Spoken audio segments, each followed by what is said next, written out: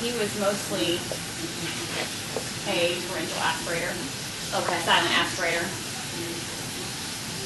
So when we first started with him, he was silently aspirating. We got a swallow study and confirmed that. And so there was no good way to tell whether or not he was aspirating during the session, so we just did water, just in case, just did water, because he was aspirating on thin 1.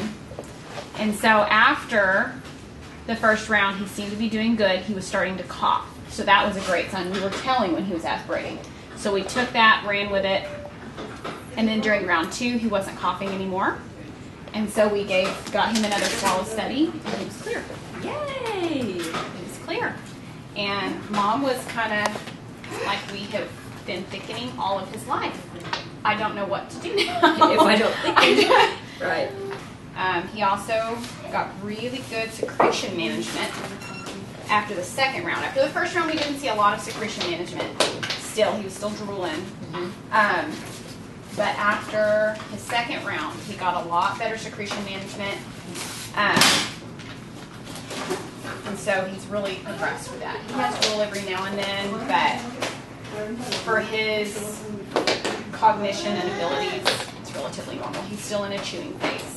So he's been on a break, and is this his first session of VitalStim since the break? This is his first session of VitalStim, okay. Yeah. And so when we first started VitalStim with him, for each of the rounds, I would say, he would get a little bit fussy. I explained to Mom it doesn't hurt. I kind of showed her what it felt like. Explained that it doesn't hurt. He's just not as comfortable. It kind of feels a little bit like pinching, but it's not stinging. And so he would get a little fussy. And you could usually distract him, which, you know, helps you realize that it doesn't really hurt. Oh, good job. Thank you, buddy. Thank you. One thing that Mom also reported after each round, he was making more sounds and being more verbal, babbling more during the rounds, and then probably for 2 or 3 weeks after each round. Wow. He was babbling a lot more. And I was actually noticing when talking to other families that I was working with doing this, they were reporting the same thing without me telling them about the other families.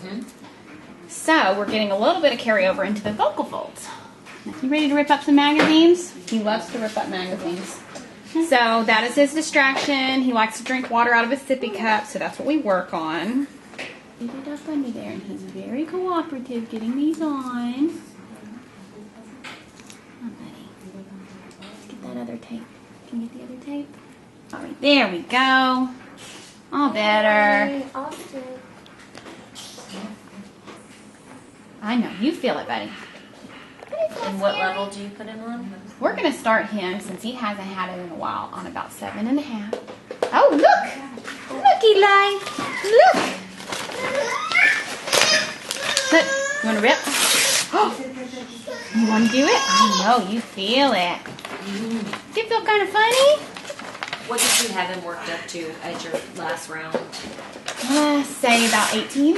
Wow. Yeah, he did really well. Second round, he picked up a little higher than the first round, and was able to work up quicker. He likes to focus for a little bit on what he's feeling.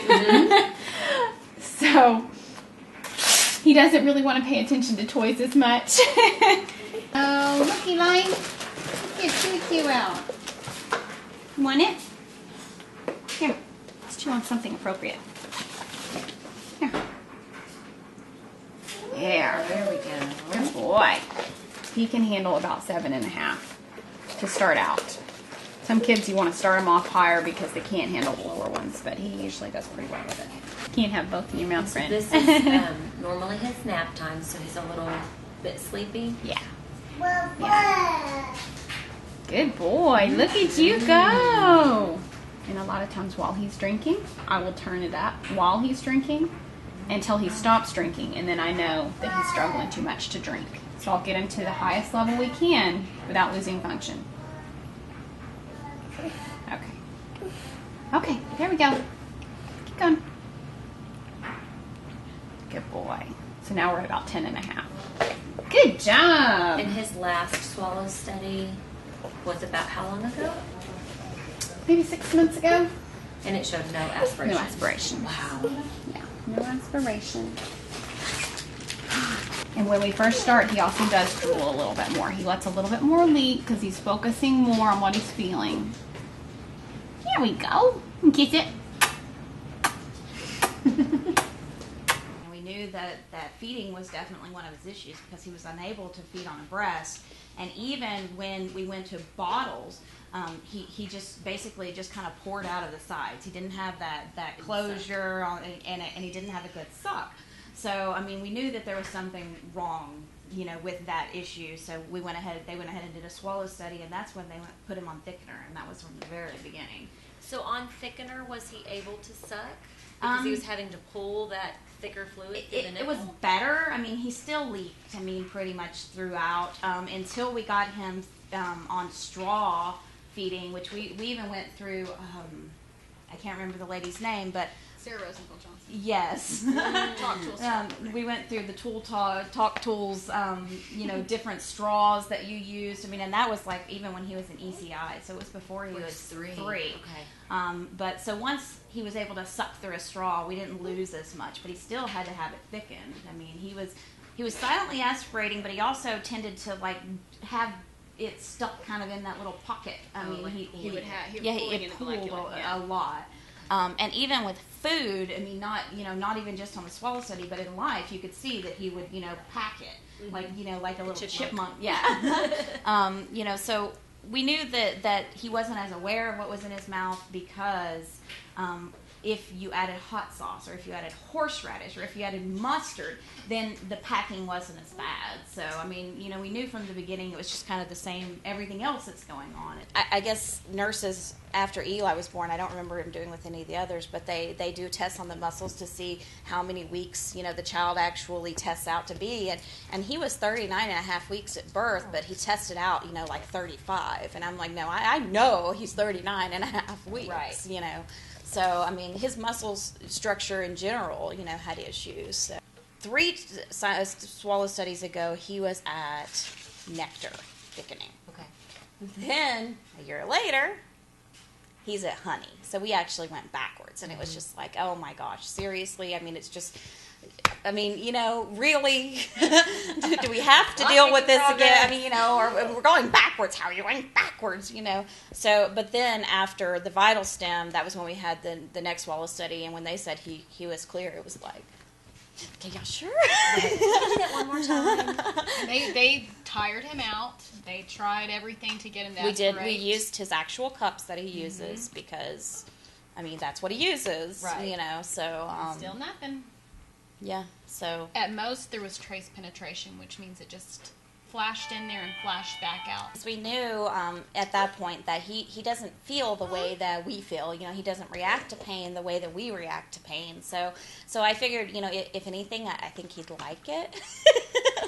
So it wasn't a concern for me. And I know that Brianne had tried it on. So I wasn't, particularly worried about it. He fusses at her a little bit, but honestly, he fusses at her way less than he does at the physical therapist who's just trying to get him to walk, so I know he's not in pain there, so he really doesn't give her that hard of a time about it. And, it's great that we're off of thickener because, like I was saying, having a shake on occasion is, okay, but just even to think that you have to drink that thickened liquid all the time. My husband would say, I can't even see how he gets quenched with that thickened stuff, So I think it was great for him to come off of it. But then another thing that we noticed that, is not advertised or it's not even a part of the thing is that he vocalized so much more, as we were having the VitalStim. We got a lot more vocalization out of him, and so that was a really exciting thing for us. Yeah. See? He knows. I know. I'm just going to have to rip it off like a Band-Aid. I know. I'm sorry. It's okay, baby. It's almost off. I don't like the sticky part. It's almost off. The drool helps. As I throw it. Let's clean these up. Oh,